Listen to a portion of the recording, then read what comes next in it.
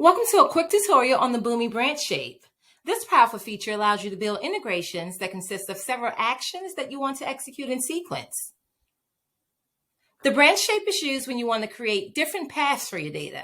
Each branch consists of a separate path that is executed in sequential order. A branch path is executed to completion before executing the next branch. Now let's take a closer look and I will walk you through it. First, open up your Boomi integration process and drag the branch shape onto the canvas. Here is where the real power of the branch shape comes in. You can add as many branches up that you need to, up to 25.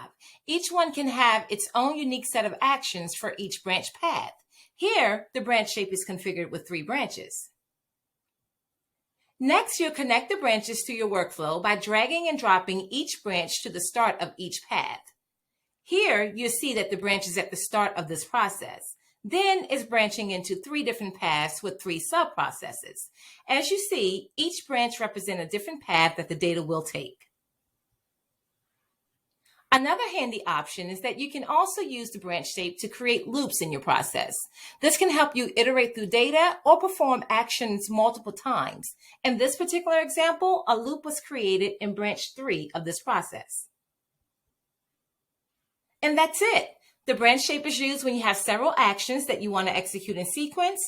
Each branch consists of a separate path that is executed in sequential order, and a branch path is executed to completion before executing the next branch. Thanks for watching. Hope this helps.